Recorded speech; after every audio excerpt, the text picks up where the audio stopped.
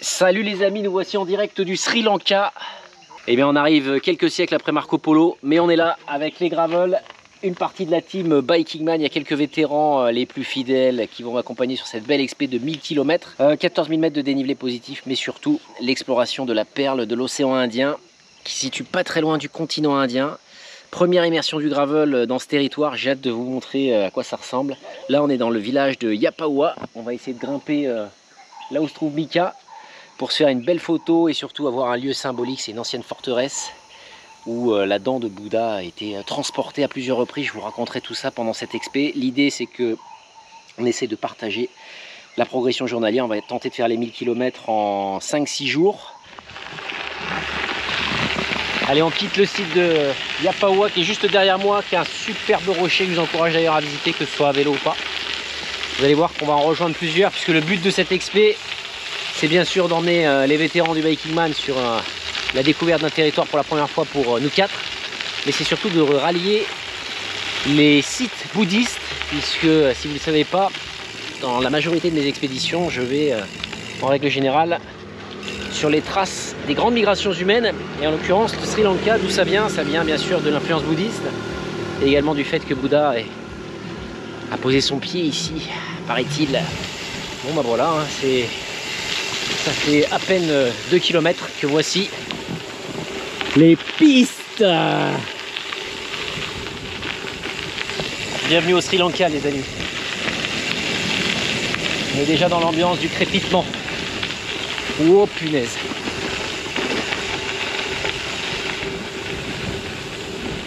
Oui.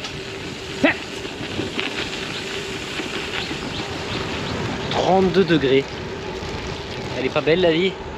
32 les amis.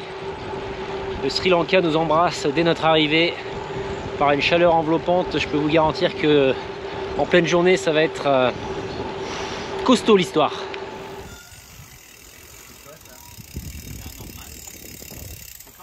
Alors les copains. Oh là là. Et sur une piste gravel là, c'est un bijou, une perle.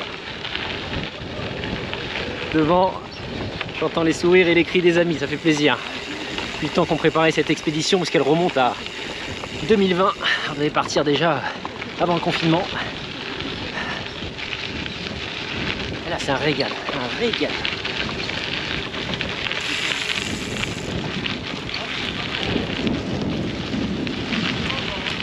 Maintenant, rencontre avec l'école sri-lankaise. Les sourires sont sur toutes les lèvres ici. Et la curiosité, on est aussi curieux qu'eux, c'est assez marrant. Aibo! Aibo, bonjour en sri lankais. Important de le connaître parce qu'on l'entend sur à tous les coins de rue.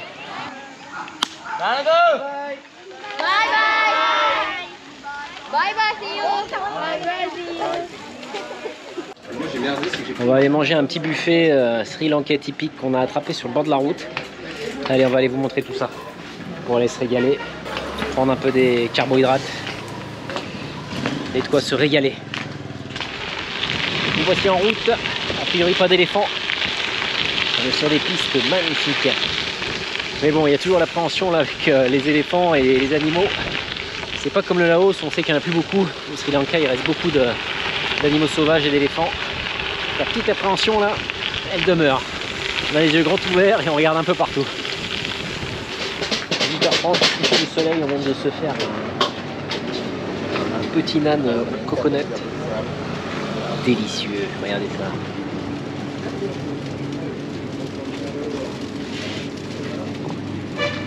« 7 km de l'arrivée. Bravo les boys. Super journée. Alors ouais. Un seul mot. Gravel. Aventure. Pas d'éléphant. Punaise, on l'a cherché en plus. Hein.